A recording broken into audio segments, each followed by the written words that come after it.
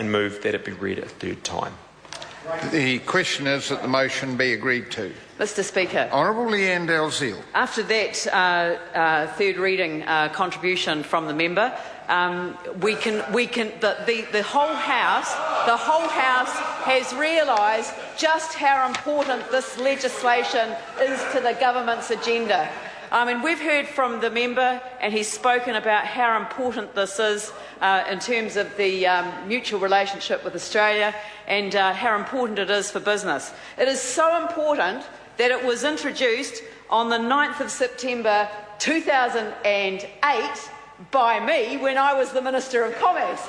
That's how long it's been on the order paper. Now, admittedly, that was just prior to a general election, and so we weren't expecting really to see it dealt with within the first 100 days, because, of course, the government had its own agenda for the first 100 days, because anyone knows that giving anyone 100 days to do something is a political statement, and every party is judged as it takes office on its first 100 days. So we weren't going to expect it to get its first reading within its first 100 days. We understand that. We expect that. So when did it get its first reading? Did it get its first reading just after the 100 days was up? No? Or maybe the second 100 days? Did it get it within the second 100 days? Or maybe the third 100 days? Or the fourth 100 days? Now that's, or 500 days, that would be getting up there.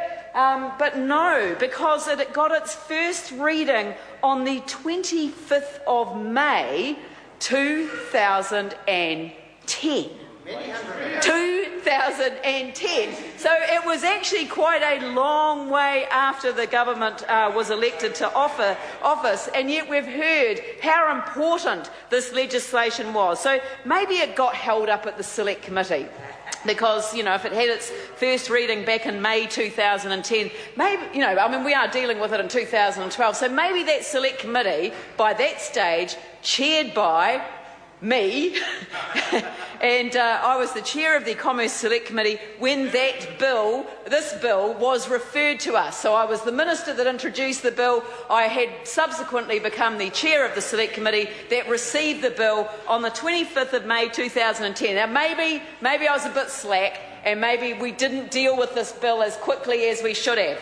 So when did submissions close on the bill? The submissions closed on the bill on the 30th of June 2010, so we gave a reasonable time for people to make submissions on it, and we reported back the bill. Now this is probably what has been the hold up. We reported back the bill on the 22nd of November 2010. So actually we held that bill for less than the 6 months. About the 6 months that we would normally expect to have a bill for, and we report it back within that 6 month period. So actually we did our job. So when did it get the second reading? Well, it must have been in 2011. Surely it got the second reading in 2011. Maybe there'd been other things that have been holding it up, but actually no, I went back and checked that, and the second reading was on the 3rd of May 2012, and the committee stages were closely after that on the 29th of May, and then concluded on the 31st of July, and here we are now on the 27th of September 2012 for a bill that is so important to the government. As we have heard from the Minister speaking on behalf of the Minister who inherited it from the last Minister who inherited it from the Minister before, who was me. So it actually has had quite a circular route to this point.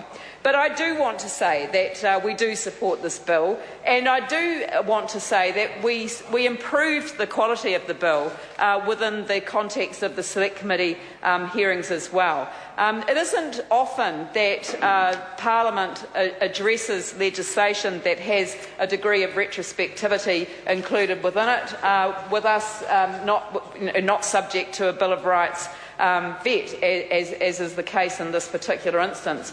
But actually actually the Select Committee amended the definition of compulsorily acquired to make it absolutely crystal clear that it was retrospective in this regard. We were worried that the definition as introduced could lead to existing information being excluded by the presumption against retrospectivity. And we didn't want that to happen. We wanted to make it clear that all compulsorily acquired information would be subject to this, because the guidance was there in the agreements that had to be subject to ministerial approval, either government to government or regulator to regulator.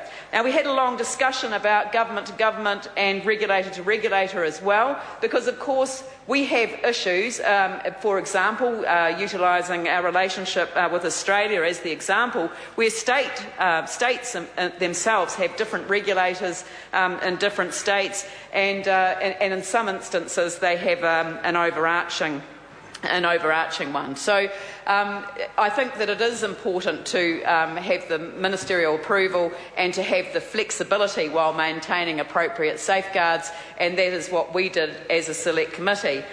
We did note that there was some concern, and the Minister actually referred to this in his comments. He said that there was a concern expressed that New Zealand would be sharing information with a country or a regulator without reciprocity, and I was actually looking forward to using that word myself in this debate, and he got there first.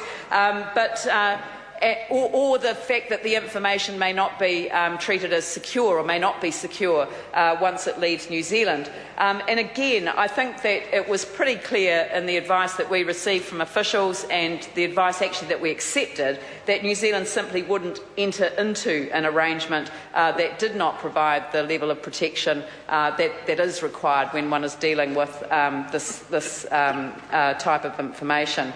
And then the last issue that I just wanted to touch on briefly, and I don't think that the Whip would terribly mind if I just touched on this matter briefly, and just checking.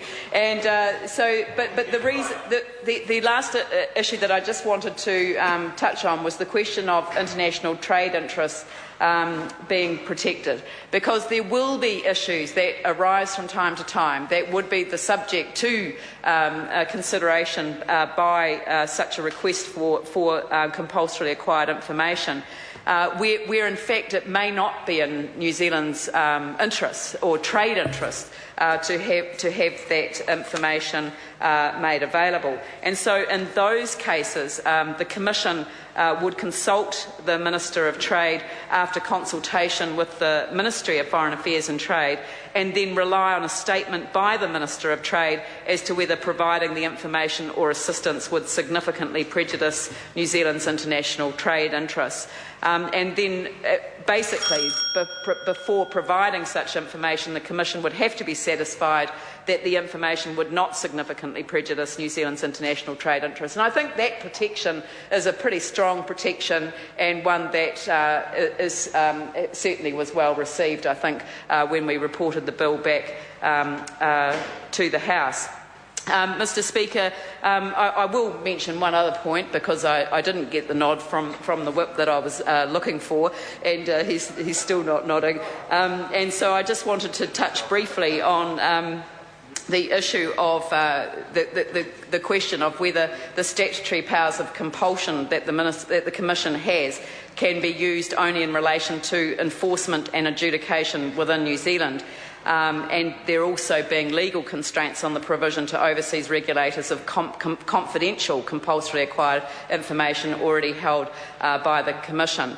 And I think that this does limit the willingness of overseas regulators to provide assistance to the Commission, as cross-jurisdictional assistance tends to be based on that concept of mutual assistance or reciprocity, as I've already mentioned. So I think that's possibly, I've got the nod now, so I think that on that basis I would like to say that I really did enjoy chairing the Select Committee when legislation like this was supported across the House, and I'm certainly welcoming since since it started its journey on the 9th of September 2008. It's actually just had its fourth anniversary. So it's very pleasing to see it finally receive its third reading and the support of all the House. Jonathan Young. Thank you, Mr. Speaker, for the opportunity to stand and speak in support